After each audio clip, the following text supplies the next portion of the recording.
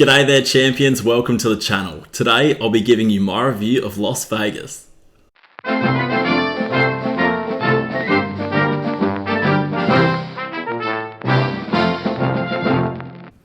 Alright, so after sitting still for 15 hours with nothing to do but look at this graphic of a plane flying over absolutely nothing, I finally arrived in the USA for the first time in my life and I was pumped. Another short flight from LAX to Vegas and I finally arrived in Sin City.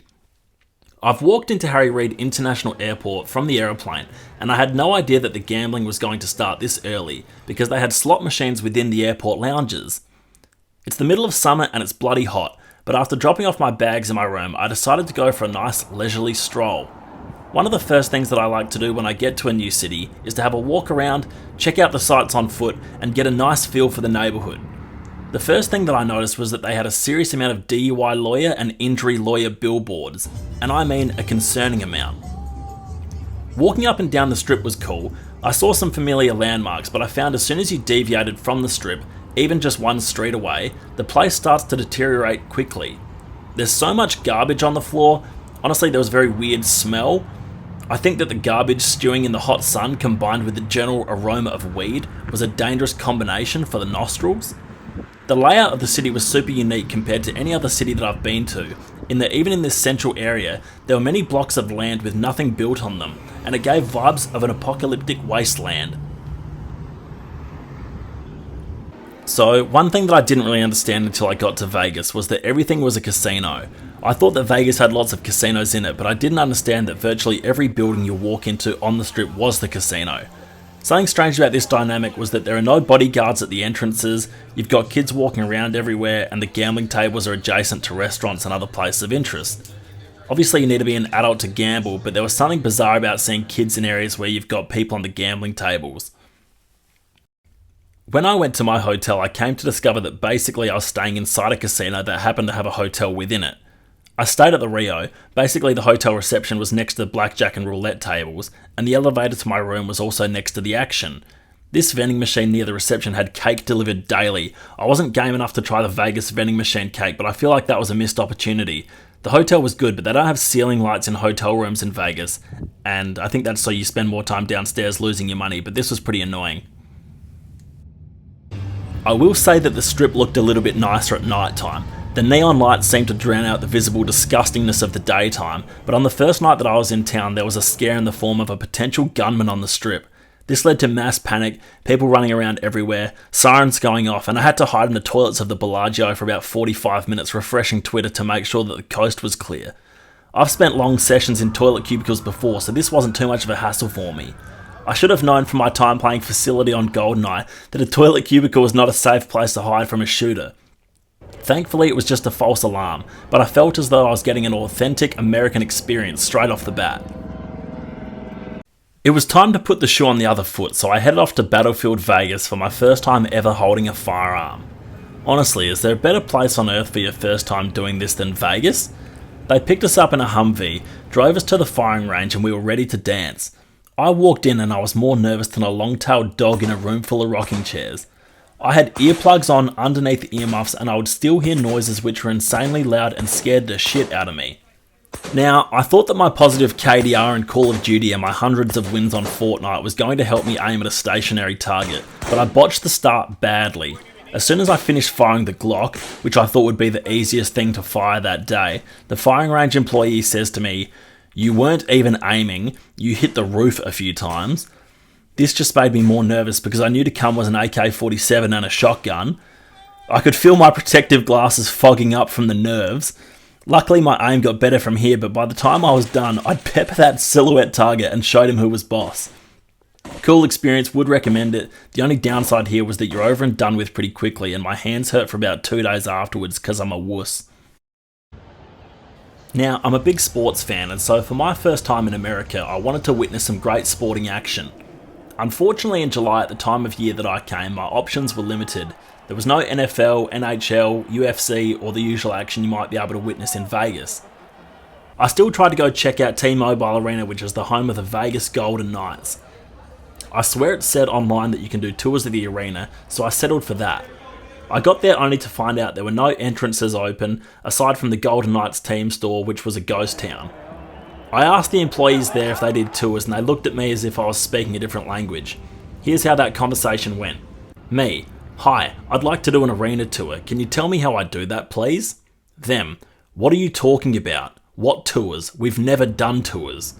This was a fail, but the one thing that I thought was interesting was that they were selling Golden Knight mascot statues for 10 grand a pop. Who the hell is buying a Golden Knight statue this big for 10 grand? What the hell? I emailed the UFC Performance Institute to see if they did tours there, but unfortunately you need to be a professional athlete to go in there, and I'm just a slob. Luckily they had a couple of soccer-friendly games on at Allegiant Stadium, so I watched those and they were awesome.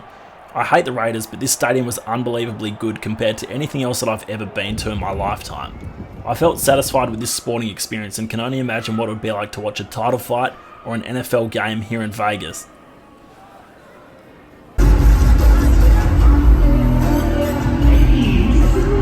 Downtown Vegas was cool, a nice change up where you could do the exact same thing as you could do along the strip, such as gambling or going to a casino.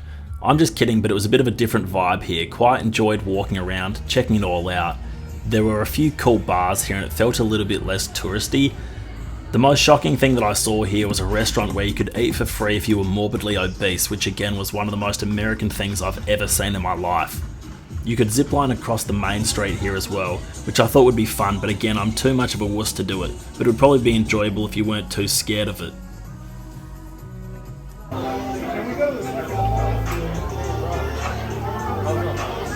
Top Golf! Yeah baby, now we're talking. Oh my gosh, I was so excited for Top Golf. The closest one to me in Australia is a 380-hour walk away according to Google, and so I was very giddy to check out the Top Golf in Vegas.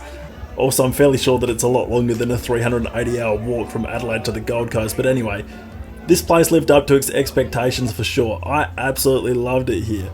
There's a bar area, plenty of big screens, a pool, and a bunch of other stuff that you could occupy yourself with.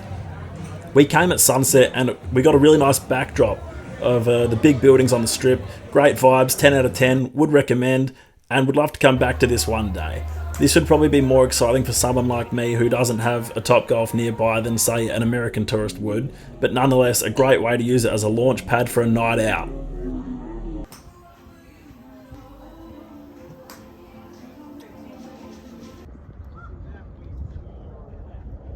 So one of the great things about Vegas, and something that is perhaps a little more family friendly, is that it's in close proximity to the Grand Canyon.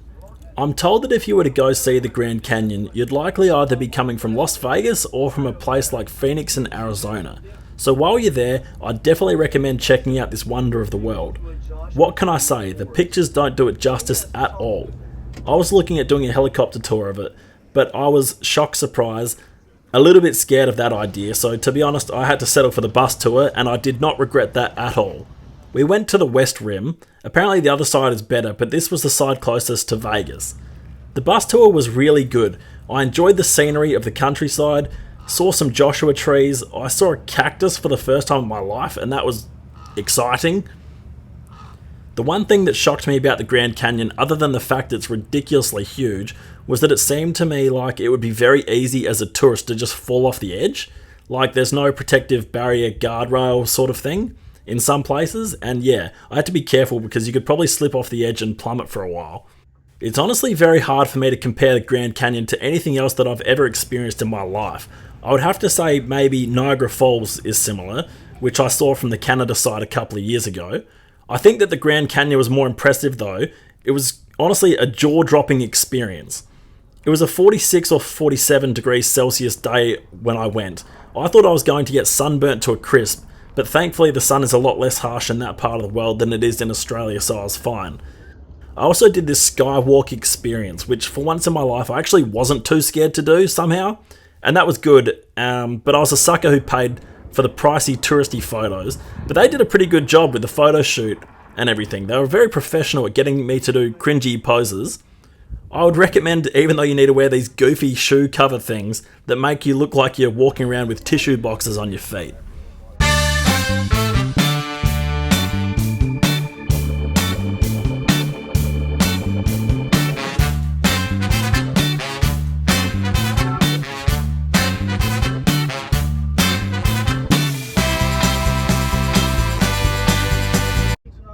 The bus tour went to the Hoover Dam on the way back from the Grand Canyon, and this was good too, but I think it was less impressive because we'd just seen the Grand Canyon, which was better, but it was a nice touch as well. The Strat is the tallest building in Las Vegas, and they have some rides on top of the building there which dangle you out over the edge. Obviously, I'm too scared to do this. I'm too scared of the rides even on the ground. I've made a long career out of being the backpack and purse holder for my friends while they go on the ride, so that wasn't an option for me. But I did get some more of these iconic photo shoot green screen pictures, which really capped off the trip nicely. These cost a lot as well. I think for these 5 pictures it was probably about $60, but you know, these are priceless, don't you think? Now, let's wrap it up and I'll give you my summary of what I thought was good and bad in Vegas. Let's start off with the good. First of all, it's an iconic city of the world. There's no place like Vegas, that's for sure. I didn't venture into the suburbs despite spending a week there. I stuck mostly to the tourist areas, so that's all I can speak about here. But I think it would be good if you went for a specific purpose, like a bachelor party or a concert or a sporting event. The sporting arenas were first class. I was very impressed by this, and I definitely would come back if I were to see a big sporting event. I'm glad I've seen the city with my own eyes to make my own judgments about it, but I don't have a burning desire to come back otherwise, and I think I'd choose to go to another place next. I think if you wanted to go somewhere just for partying, you'd be better off going to Bali or Thailand or somewhere where a bottle of Absolut vodka doesn't cost you $750, and then the tip, and then the tax, and then whatever else additional costs you get sprung with. There are things to do here, but I definitely would say that 3 days maximum would be all that you need, certainly not a week. The city isn't big enough to spend a week here, unlike somewhere like New York or London, and there's only so much you can gamble if you're not a millionaire or a billionaire. Being near the Grand Canyon was definitely a bonus, but it's not somewhere that I would come back if I were to be travelling with a family or young children for obvious reasons. They actually do have lots of nice restaurants around. I had an awesome dinner at Nobu, and I really enjoyed a stogie at the Monte Cristo Cigar Lounge in the Caesars Palace. Topgolf was sensational, and the firing range experience is not something that I'll ever forget. Downtown Vegas has a nice charm to it, and it's worth checking out. Okay, moving on to the bad. The city has a general aroma which can only be described as smelly. The prices of everything were just crazy expensive. I've been to pricey places before like Monaco, Switzerland or Scandinavia, but this felt like it was just next level. The cost of buying drinks and stuff like that is way more than I expected before I came. Then if you combine that with losing your money gambling, then it can all add up to being quite an expensive trip. I suppose that for a lot of people this might be a once in a lifetime vacation, and so that might make it alright. I would say I would have been better off coming at a different time of year other than July. It's bloody hot outside in the middle of summer, obviously being in the desert, and while the buildings are air conditioned accordingly, I found myself being quite sweaty whenever I went out and about. It's hard to get yourself some fresh air at some points, and seeing the copious amounts of trash on the floor was off-putting. My overall rating of Las Vegas would be a 6 out of 10. Thanks everyone for making it this far in the video. If you like the content and want to see more, be sure to subscribe to the channel. I'll give you a big hug and a kiss if you do. Please let me know in the comments below what you think of Vegas. Is it somewhere you want to go, or your opinions on if you have been before? I'd love to hear your thoughts.